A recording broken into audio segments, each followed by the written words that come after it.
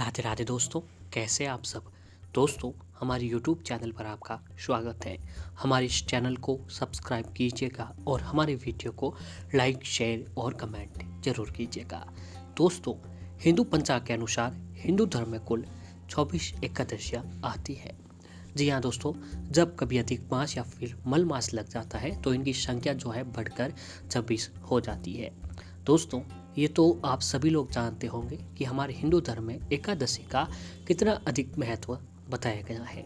जी हाँ दोस्तों, एकादशी का जो दिन है हमारे हिंदू धर्म में सबसे शुभ और पवित्र दिनों में से एक दिन बताया गया है। और एकादशी का दिन जो है वो भगवान विष्णु जी को समर्पित किया हुआ दिन होता है। यानी दोस्तों, एकादशी के दिन जो है भगवान विष्णु जी की पूजा आराधना का दिन होता है। दोस्तों, आपको बता दें कि हिंदू पंचांग की 11वीं तिथि को एकादशी आती है।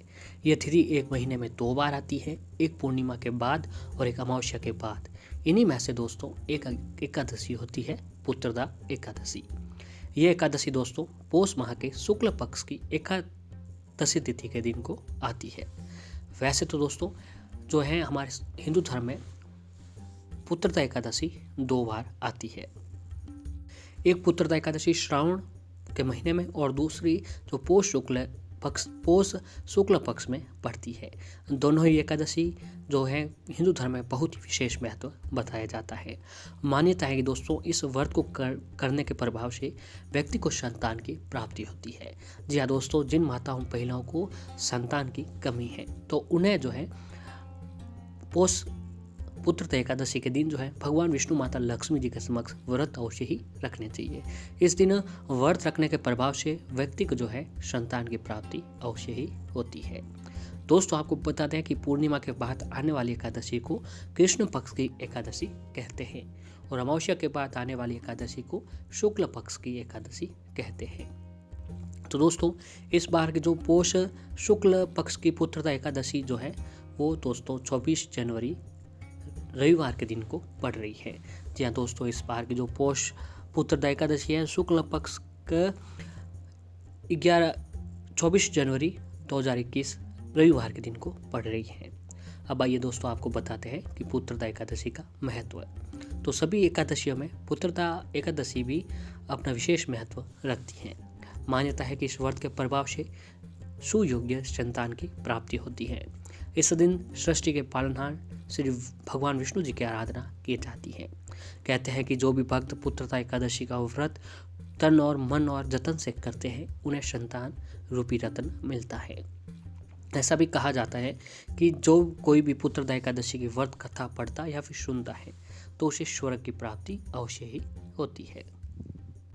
दोस्तों, पुत्रदा एकादशी का शुभ मुहूर्त कुछ इस प्रकार होगा कि एकादशी तिथि जो प्रारंभ होगी वह 23 जनवरी शनिवार के रात को 8:56 से प्रारंभ हो जाएगी और एकादशी तिथि जो समाप्त होगी दोस्तों 24 जनवरी रविवार रात 10:57 तक को चलने वाली है। पारण का समय होगा 25 जनवरी सोमवार सुबह 7:13 से लेकर सुबह 9:21 तक का जो है पारण का समय रहने वाला है। अब आइए दोस्तों बात करते हैं पुत्रदा एकादशी की व्रत विधि के बारे में। वैसे तो दोस्तों पुत्रदा एकादशी की भी जो भी व्रत विधि है वो भी बाकी एकादशियों की तरह ही की जाती है। फिर भी दोस्तों हम आपको पुत्रदा एकादशी की व्रत विधि के बारे में बता रहे हैं। तो एकादशी के दिन सुबह उठकर भगवान विष्णु जी का स्मरण करें।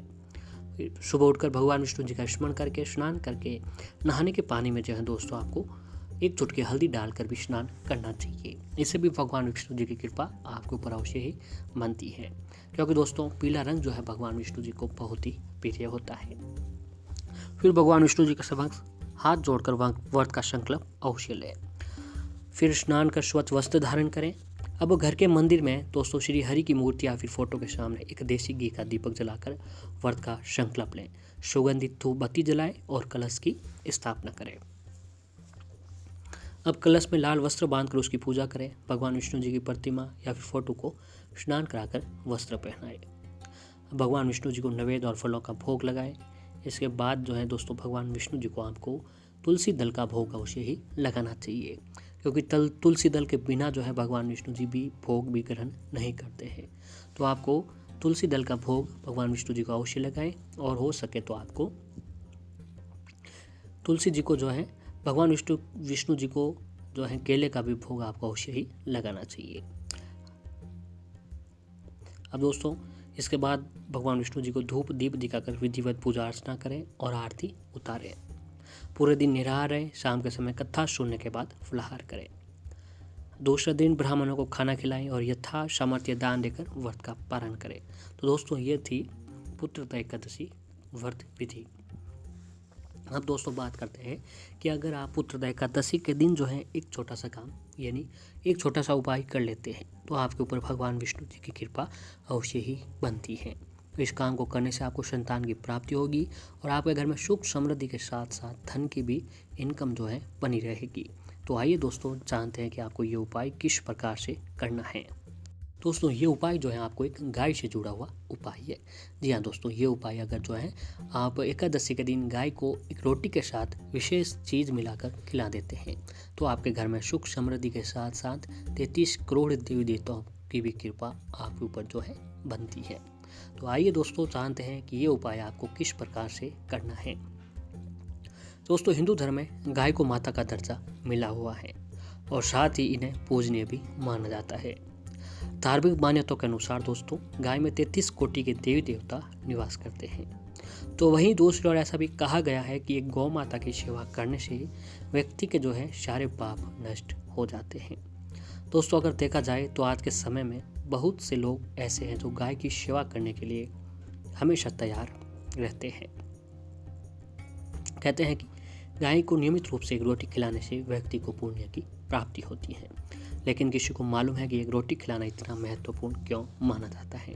तो अगर नहीं तो आज भी हम आपको इसके बारे में बताने जा रहे हैं। दोस्तों शास्त्रों के अनुसार गाय में 33 कोटि देवी देवताओं का वास होता है। तो जब बात गाय को रोटी खिलाने की आती है तो अगर आप चाहते हैं कि रोज आप 33 कोटि देवी देवताओं को भोग लगाए जाएं तो इससे बड़ा पुण्य लाभ और आपके लिए क्या हो सकता है। इसीलिए दोस्तों ऐसा कहा भी जाता है कि केवल एक गाय की सेवा करने से 33 कोटि देवी देवताओं की सेवा होती है। अगर दोस्तों आप चाहते हैं कि रोज़ आप के ऊपर 33 कोटि देवी देवताओं की कृपा बनी रहे, आशीर्वाद बना रहे, तो उनको दोस्तों आपको नियमित रूप से एक गाय को भोग लगाना चाहिए, एक गाय की सेवा करनी चाहिए। क्योंकि दोस्तों कहा जाता है ना कि एक गाय की सेवा करने से 33 कोटि देवी देवताओं की सेवा होती है और उनको भोग लगाया जाता है। तो इससे बड़ा व्यक्ति के लिए और पुण्य लाभ क्या हो सकता है।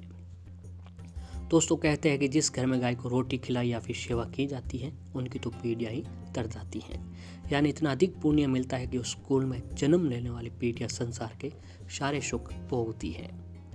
तो वही दोस्तों दूसरी ओर ऐसा भी माना जाता है कि यदि एकादशी के दिन जो है गाय को रोटी के साथ गुड़ भी खिलाया जाए तो बड़ा लाभ मिलता है। तो दोस्तों आपको करना यह है कि एकादशी के दिन जब आपकी घर की पहली रोटी बनती है तो पहली रोटी जो होती है दोस्तों हमेशा से पहला भोग जो है अग्नि माता का भोग होता है। तो शास्त्रों के अनुसार पहली रोटी आपको अग्नि देव को भोग लगा देनी है। जब आप घर के दूसरी रोटी बनती है तो उस रोटी को दोस्तों गाय माता के नाम से अलग कर देनी है।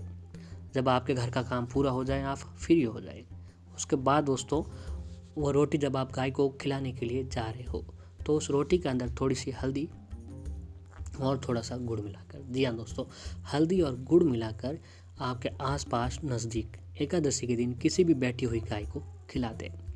दोस्तों ऐसी मान्यता है कि एकादशी के दिन ऐसा काम करने से व्यक्ति को बहुत ही पुण्य लाभ होता है, साथ ही मनुष्य के जीवन की लौकिक और अलौकिक दोनों फलों की प्राप्ति होती है।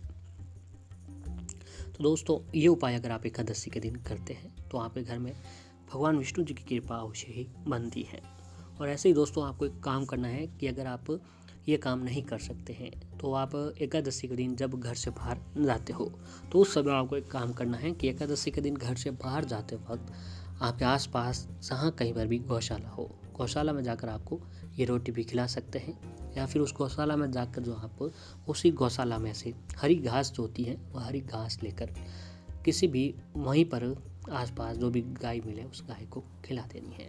यह काम भी अगर एकादशी के दिन करते हैं दोस्तों तो आप जिस काम से भी चाह रहे हो उस काम में आपको सफलता अवश्य ही मिलती है।